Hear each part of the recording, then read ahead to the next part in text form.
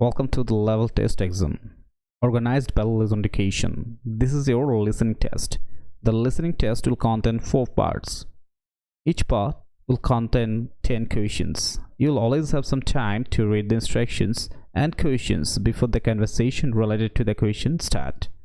You'll not have time to check your answer, as I have instructed you in the class to move forward rather than wasting your time on what was already gone. Be confident and answer as you have instructed. Good luck. Now it's time for part 1. In the part 1, there will be 10 questions. Let's start. Answer the question as you hear. Read the questions now from 1 to 7. You will hear a science student inquiring about English courses at a university language centre. You now have 30 seconds to read questions 1 to 7.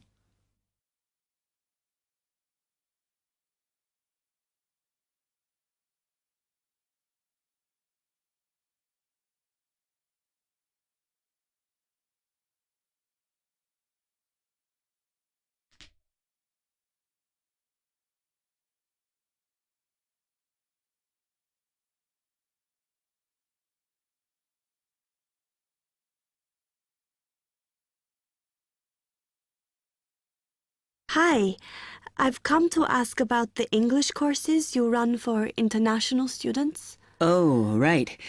I assume you're a student at the university. Yes, I've just started. Okay.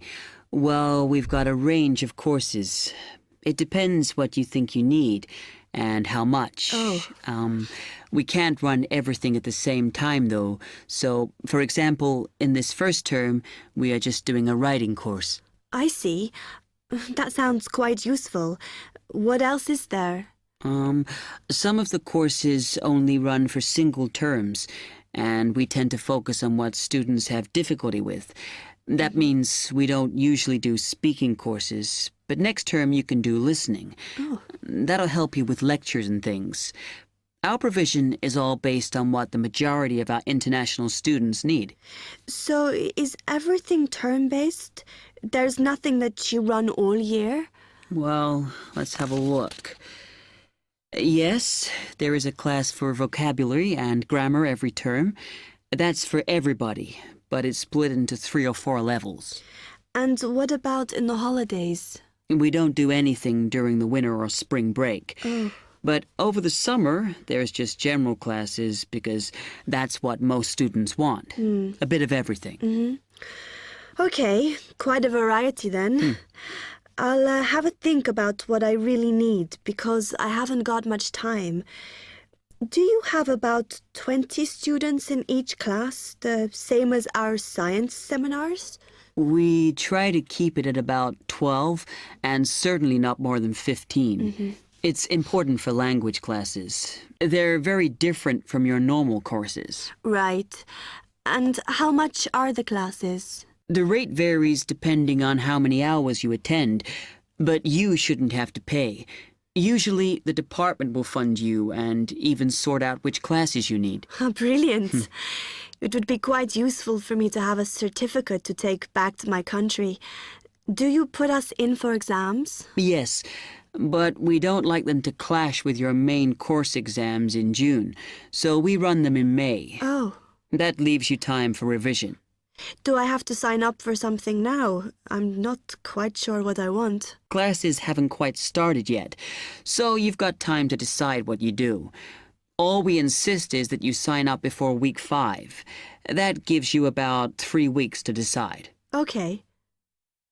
Have 15 seconds to read questions 8 to 10.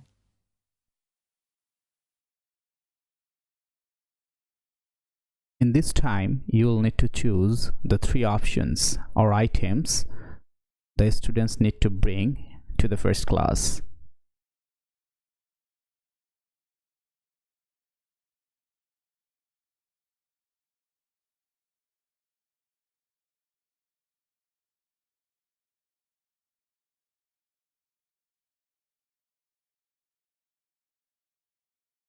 Now answer questions 8 to 10. When you've made up your mind, you need to come back here to the administration office to enroll. What do I need to bring with me when I enroll? My identity card, I guess. Yes, or your passport. Then you'll be given a registration form, which you'll have to show to the teacher when you have your first class. Okay. And should I ask my tutor about which classes I should do then? Yes. Then you get a note from him and give that to the desk when you register. Can I use the computers here as well? Yes. You'll be given a password when you go to your first class. So remember to bring a disk with you to save your work on, as you won't be allowed to save it on the hard drive. Okay. Will I need anything else? Dictionary? We've got loads of those here that you can borrow. But you'll need a notebook, as we don't provide paper or files. Okay. Thanks. Test 3. In the test, they will give you 30 seconds to check your answer. So instead of check your answer, you'll obviously move to that part 2 and read the questions.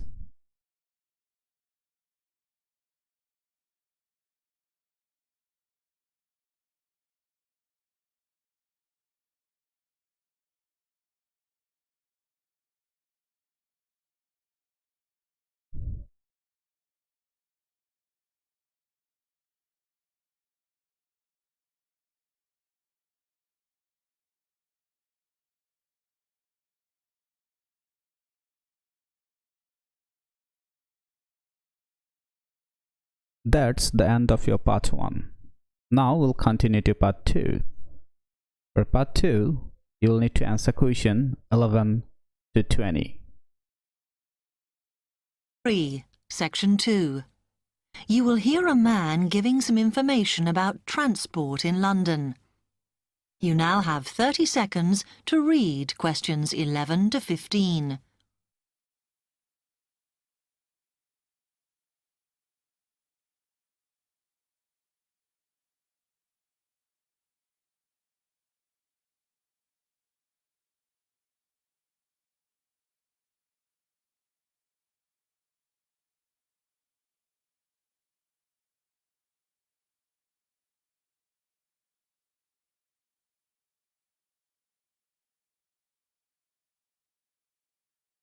Hello. Now answer questions 11 to 15. Can I help you? Oh, yes. I was wondering what the best way was for me to get around London. Well, there are a lot of possibilities. As you probably realise, the main ways to get around are bus, train and tube. Oh. The underground. Oh. It depends how much you want to spend. All forms of transport offer special tickets, such as cheap day returns on the trains and so on. Overall, you'll spend less on the bus, as it operates on a basic flat fare for each journey. But of course it may not go to where you need to travel to. The mainline trains only operate in the outlying areas, though a few cross London, whereas the tube has stations which are placed in central areas of the city, close to the main sites and shops. Obviously there are more bus stops, but you will probably have to change buses to get where you want, which can be inconvenient.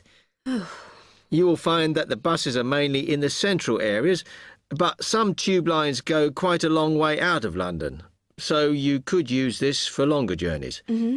Having said that, the tubes do get very crowded, so you should use the train if you want to sit down. It does depend where you're travelling to. Well, I'm living on the outskirts, but I have to travel into London to college every day, and then around London when I'm here. OK, so time is going to be an issue for you. The tube should be fast crossing London, but quite honestly, there are so many delays that it's not very efficient.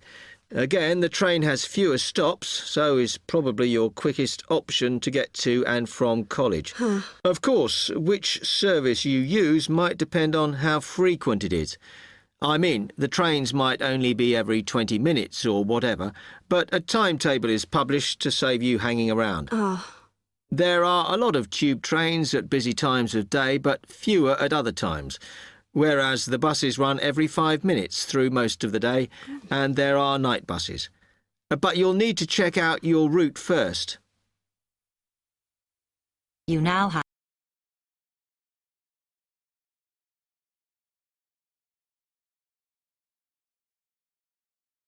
In this moment, you will have 30 seconds to check your answer.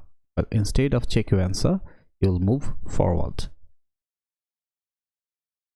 This is a map where you will need to answer questions 16 to 20. Don't read the questions, just look at the map. Try to understand all the directions and recognize every point that they have been mentioned in the map. Let's go and utilize your time.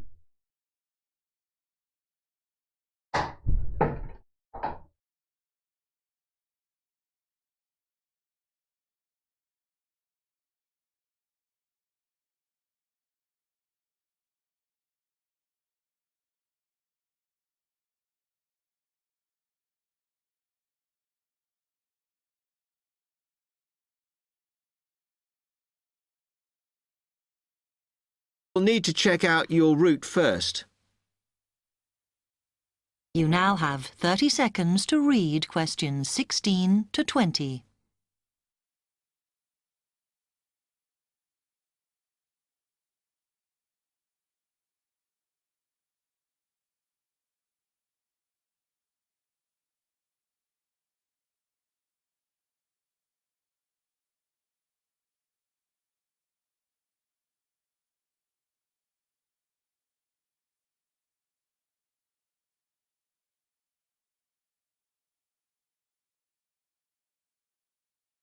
Okay.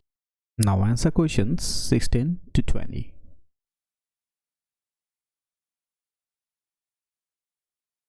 Okay, thanks. How can I get from here to Hackney then? Right, well, you can choose. We're here at the information office, OK? Now, next to us, on the corner of the High Street and Sweet Street, is the bus stop, opposite the bank. Uh-huh. The bus goes all the way to Hackney, but it is a very indirect route, so it could take ages. Ugh. If you want to take the train, walk down the High Street towards the city, go past the bank, and on your left is the station, just before you get to the post office. There's a mainline service to Hackney Wick, so if you need to get into the centre of Hackney, you may need to pick up a bus when you get there. Opposite the post office, on the corner of Hart Lane, is the tube entrance. You'll see the big signs. That's probably the best way to get there, though you may have to change. It's probably best if you go and get a travel card first. Huh. To get to the ticket office, you go out of here onto the High Street. Then turn into South Street, and the ticket office is on your right opposite the cinema. Of course, you may decide it's quicker to take a taxi. But it's a long way, so I think it'll be very expensive. If you do want to get a cab, then the rank is outside here, just opposite the office. Now they'll provide you 30 seconds to check the answers. But as mentioned before, you'll move forward. And instead you'll read the questions from the part 3. So use your 30 seconds here and read the questions 21 to 23.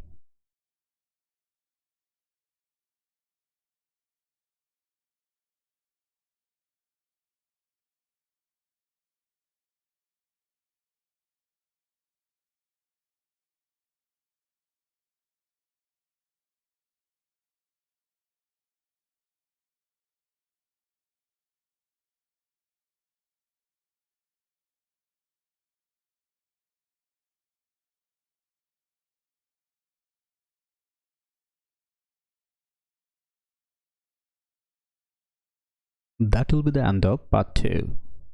Let's continue to the part 3. In part 3, you'll need to answer questions from 21 to 30.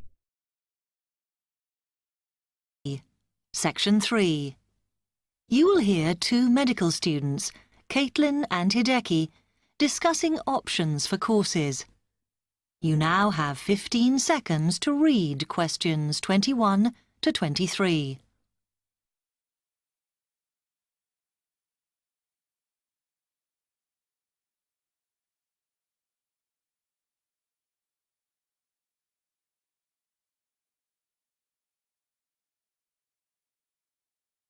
Hi. Now answer question from 21 to 23. Hey, Hideki. How are you? Fine. I'm glad I bumped into you. Have you got 5 minutes to sit down and discuss our extra course options for next term? Yeah, sure. You mean the support courses for our modules? Yes. We've got 3 choices, and I'm not sure which would be best for us to do. Let's have a look. Yeah, we could do science and ethics. Sounds quite interesting. Yes, but I think we should be thinking what we get out of each course. So, science and ethics, there's a lot of reading and research to do. And I don't think it comes up in the exams, does it? I'm not sure. Oh, I see we have to do assignments and we get our score from that. But what it would do is to force us to get better at doing essays and reports. You know, organizing them and using the right kind of language. Might be worthwhile. Yeah, you're right. An alternative is the pharmacology prelim course. Oh. I think it's in case we want to go on to transfer to pharmacology at the end of the year, because lots of students do. So it depends what we want to do in the future. But apparently, they send you off to find out about various companies and the differences between their products. It would give you lots of practice in investigative studies and analysis.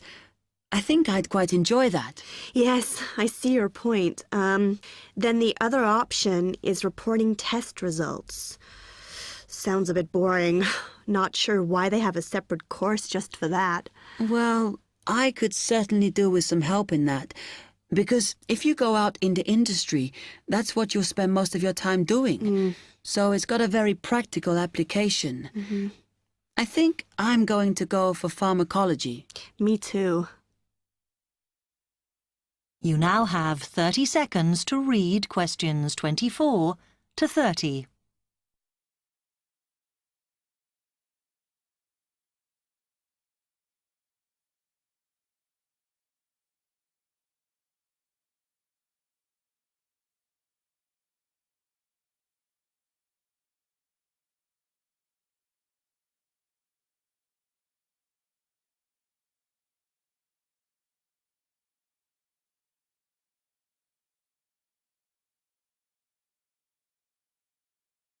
So, Now answer questions from 24 to 30.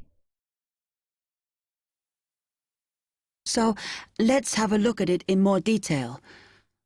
Oh, goodness.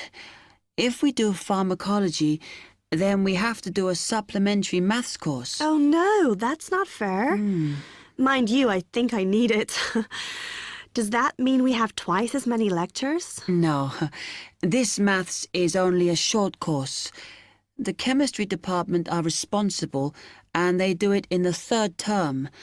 So we've got all next term to settle into the pharmacology bit. I find the tutor makes a real difference.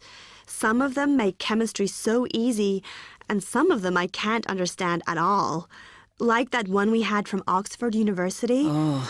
Mind you, the one on this course should make sense because he's a lecturer who's coming in for a few weeks from industry.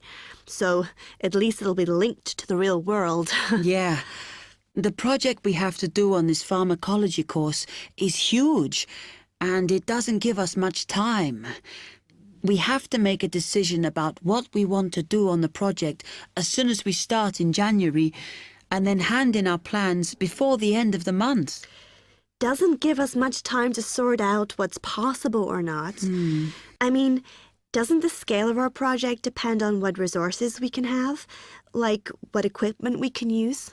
I suppose so, though I think there's plenty available. For example, it says that if we need to do any experiments, then we can use all the equipment in the new lab, as long as we book it. Oh, okay. It's slowly beginning to take shape for me. I think it'll be a good course. I'm just worried that I get enough support to do it. I think you'll be okay. And the tutors are always available if you get stuck. Actually, it says that if you're not sure, then in December, they'll be running 1 or 2 additional seminars. So I might go to those. Actually, what's quite interesting is that at the end of the course, when our project is completed, then we have to do a presentation on it. Oh. I think that's quite good practice. Oh, a bit scary, though. Well, it shouldn't be too bad, as they say that we can do it in pairs. Spread the load, as it were. Oh, good. I have done presentations before, but I'm always very nervous. And is the presentation what we're assessed on, then? Let me look. It says that we have an interview and we get a mark for the whole course depending on how well we do in that. Oh, right. Okay, so That's the end of part 3. You'll have some seconds to check your answer now. But as usual, we'll move to part 4 and read the questions there.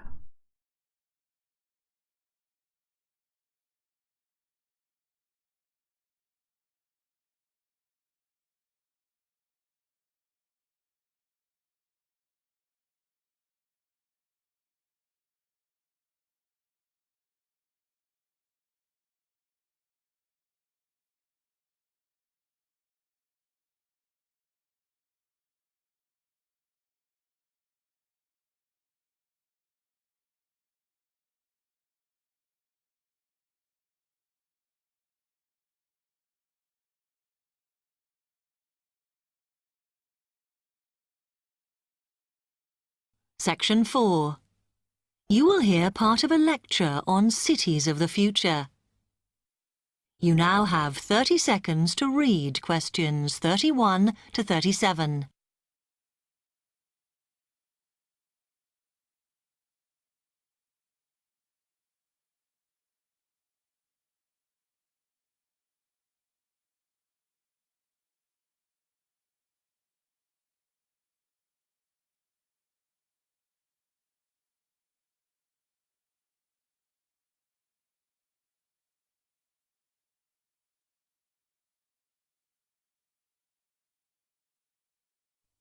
OK.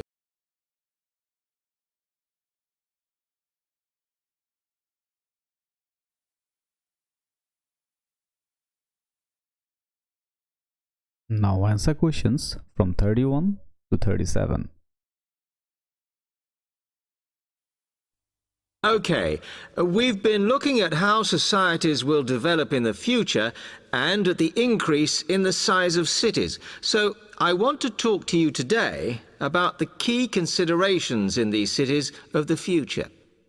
There are 3 key elements I want to look at, and these are the new features they will have, issues of size, and the main problems to be considered. First of all, individual transportation will be a big factor in these new megacities as public transport becomes unmanageable. There'll be a huge rise in the use of segways, which are personal transporters like motorized scooters. As a result, and partly also to reduce pollution, roads will be altered so that they are narrower and will take up less of a city's space than they do currently. Naturally, this is a major change to the infrastructure, and something that may hinder it is the huge amount of investment it will require. The next thing is, what is going to happen to the commercial areas? We do not want these to become even larger concrete jungles than they are at present, so we have to look at design. And current designs for city development include building gardens on the roofs of these buildings to make a more pleasant environment for workers. And you may think that these areas will expand to cope with increased commercial activity. In fact, the prediction is that they will cover 1/5 of the area that they do at present as we build upwards. The exception to this is shopping centres, which we predict will expand with more and more temperature-controlled malls. What may cause difficulties is that the superstores will be confined to the outer edges of the city, as they will be too big to fit into the new malls. Then, of course, there are the residential areas, and these will undergo their own changes. One particular development will be houses which are built from glass as innovations in this material allow it to provide light without causing problems with temperature inside a building. The residential areas will not be allowed to expand without limit, as happens in some areas at present, and their size will be restricted to a population of 15,000. One issue, which has yet to be resolved, and I'm not sure it ever will be, is how we manage to house older residents. They will be increasing in numbers as time goes on. Finally, how will these cities live? We know we have limited energy sources, so what will we do? Well, something currently in development, which will be a feature, is that waste is going to become an energy source. For example, to provide gas in homes. Also, as new technology and systems are developed, we will find that energy plants will become smaller. Another energy source we could use, but one which raises issues of having enough space and too much noise, is wind farms. Because of the problems, I'm not convinced these will be the grand solution to our energy problems that we thought they were going to be. You now have 15 seconds to read questions 38 to 40.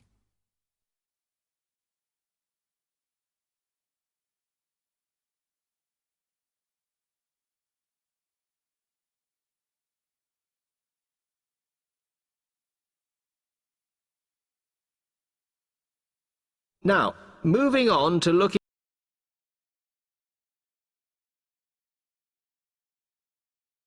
Now answer questions 38 to 40. Now, moving on to looking at the social aspect of cities, we need to look at housing and how people will live. Cities currently have flats in the centre, populated by single people and wealthier residents, and families tend to move to the outskirts. In the future, the centre of cities will see a dramatic change. We will see many more examples of cooperative buildings. This is where people join together to form a company that owns the building they live in. And despite continuing shortages, there will also be a rise in the provision of retirement homes in city centres, so that the elderly can have easy access to hospitals and shops. Recently, we have seen a levelling off in the growth of private housing, and I think that will not change. But we are likely to see more social housing, as far fewer people will be able to afford to own their own homes. Okay, now, if anybody has any...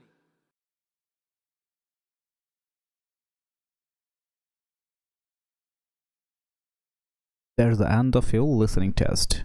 Now submit your answer to the given link.